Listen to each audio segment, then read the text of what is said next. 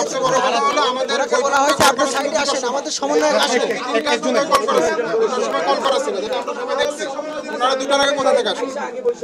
2টার আগে ওনারা কোথা থেকে আসলো, কিভাবে ঢুকলো? আপনারা কি এখন এসেছেন? হ্যাঁ, আমরা এখন আসছি। আচ্ছা, এখন ওই ভিতরে যারা আছে আমরা তারা তাদেরকে কি চিনি না, আহত? আমরা চিনি না। আপনারা কি এই যে পঙ্গু হাসপাতালে? হ্যাঁ, পঙ্গু চকের আইয়ের ওখান থেকে আমরা আসছি। গতকাল রাতে আমরা এখানে ছিলাম। আচ্ছা, মধুর ক্যান্টিনে একটা সংবাদ সম্মেলন হয়েছে না? মধুর ক্যান্টিনে একটা সংবাদ সম্মেলন হয়েছে। ওই মধুর ক্যান্টিনে ছিল হলো সালমান এমদাদ বাবু, তারা হচ্ছে আমাদের প্রতিনিধি। ঠিক আছে, তারা আমাদের নিয়ে একটা কথা বলবে। জি, আমার নাম হচ্ছে আব্দুর রহমান। জামান সোহাগ। আমি রামপুরে বনশ্রীতে আহত হয়েছিলাম। আমি রামপুরা বনশ্রীতে।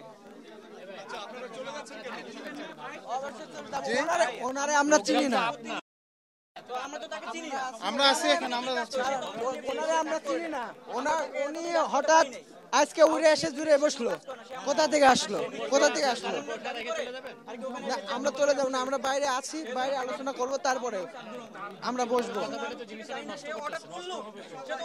নষ্ট করতেছে তো উনারা, কারণ হয়তো সে হইতে পারে আওয়ামী লীগের দালাল। যাচ্ছি না তো, আমরা এখানে আসি, ওরা বের হয়ে যাবে, তারপর আমরা ঢুকবো, কারণ আমরা তাদেরকে চিনি না। এর আগে আমরা আসছি সচিবালয়ে, এর আগে আমরা প্রধান উপদেষ্টা। আপনারা কি মনে করেন যে এই মিটিংয়ে বৈষম্য হচ্ছে? মিটিংয়ে বৈষম্য হচ্ছে এটা বলবো না, কিন্তু আমরা যারা আসছি আমরা ওনাদেরকে চিনি না, এটুকু বলতে পারি আর কি। আমরা এদেরকে দেখি। মনে করেন এখন পর্যন্ত ওনারা দেখি নাই, ফার্স্ট দেখতেছি, আজকে প্রথম দেখতেছি।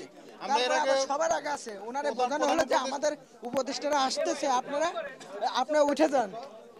শুনবে না, সে 7 দফার দাবি নিয়ে চলে আসছে এখানে।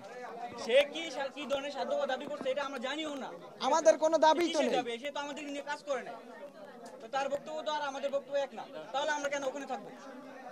আপনাদের কখন ডেকেছিল? আমাদেরকে 2টা বাজে ডেকেছিল। হ্যাঁ, 2টার সময়। গতকাল মানে সারা রাত আন্দোলন করছে। অনেকে দেখা যায় বাসায় নিয়ে রেস্ট নিতেছে, তাদেরকে একটু দেরি হয়ে যাচ্ছে। আমাদের প্রতিনিধি হলো এমদাদ বাবু, সালমান, ঠিক আছে? তারা এখনো আসতেছে, হয়তো অসুস্থ, যার কারণে আসতে পারতেছে না, এখনো আসে নাই।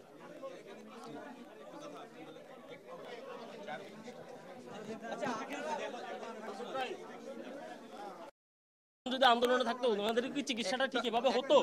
একটা ছোট কথা অ্যাড করি আমি, একটা দেশের গভর্নমেন্ট, আমরা কিন্তু এই 2000 মানুষ শহীদ হয়েছে এবং 20,000 মানুষ আহত হয়েছে, এইটার জন্য কিন্তু আজকে আমরা এই স্বাধীনতাটা পাইছি। আই থিঙ্ক একটা দেশের গভর্নমেন্ট যদি একটা অ্যাকশন নেয়, 7 দিনের মধ্যে সব আহতদের পুনর্বাসন এবং ট্রিটমেন্ট করা কোনো ব্যাপার না। দেশে প্রাইভেট হসপিটাল আছে, অনেক হসপিটাল আছে, ওরা যদি একটা মেসেজ দেয় এখান থেকে, সব প্রাইভেট হসপিটাল ট্রিটমেন্ট করার জন্য রেডি, কিন্তু ওনারা তো কোনো ক্লিয়ার অ্যাকশনই নিচ্ছে না। আমার কথা, ফুল গভর্নমেন্টের একটা জায়গায় ফোকাস করা দরকার, যে 7 দিনের মধ্যে সবার আমরা ট্রিটমেন্ট চাই। আপনাদের কি এমন কিছু মনে হয়েছে যে বিশেষ মুখ চিনে কাউকে ট্রিটমেন্ট করা হচ্ছে? কারণ ইতিমধ্যে তো অনেকের সহায়তা করা হয়েছে। আসলে ইতিমধ্যে যদি এভাবেই যদি সহায়তা যদি করা হতো, তাহলে তো আমরা বিষয়টা ওভাবে করে দেখতাম। আর এখানে আজকে তো এই ধরনের চিত্রটা এটা তো তুলে উঠতো না, বা এখানে তো আজকে এই ধরনের জিনিসটা তো উঠে আসতো না, তাই না? আজকে আন্দোলনের জন্য, আজকে নিজের চিকিৎসার জন্য আমাদেরকে রাস্তায় যেতে হচ্ছে। আজকে নিজের চিকিৎসার জন্য যদি এভাবে যদি যুদ্ধ করা লাগে, তাহলে এখানে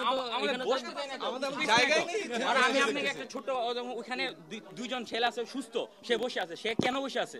যে জায়গায় আহতদের মিটিং, এখানে সবকিছু করবে, সে বসে আছে ওইখানে, বলে আমি ওর সাথে আসছি। আমরা আসছি প্রায় 18 জন এখানে, আমরা আর এর আগে আরো 30 জনের মধ্যে ঢুকছে। কারা সমন্বয়ক বলছে?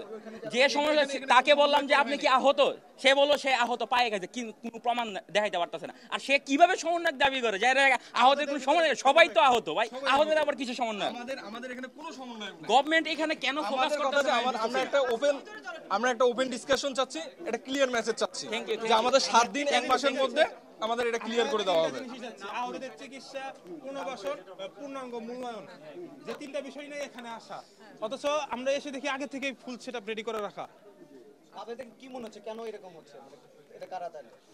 এটা কারা? এটা তো আপনাদের বা জনগণ, তারা সবাই জানে এটা কারা হতে পারে বা কিভাবে হতে পারে। আপনারা এটা খুঁটিয়ে দেখেন, আপনারা কেন এটা? আমরা জাস্ট এতটুকু মেসেজ আপনাদের, যতটুকু মনে করেছে ভিতরে একটা সিন্ডিকেট বা একটা আগে থেকে প্রি প্ল্যান চলতেছে, নাহলে এসে দেখি সব কিছু রেডি। যেন সে আহত, তাকে বসতে দিচ্ছে না, বলছে তুমি পিছিয়ে দাঁড়াও। কেন পিছিয়ে দাঁড়াবে? কেন যে জায়গায় সুস্থ যে একজন দাঁড়ায় আছে, সে বসে আছে, সে বলতেছে পিছিয়ে দাঁড়াও। এটা তো হয় না। 2টা থেকে 4টা পর্যন্ত, 4:30 পর্যন্ত রাস্তার মধ্যে বসেছিল। খাইতে পর্যন্ত পারে নাই, শরীরের কন্ডিশন খায় নাই। এখন পর্যন্ত খায় নাই।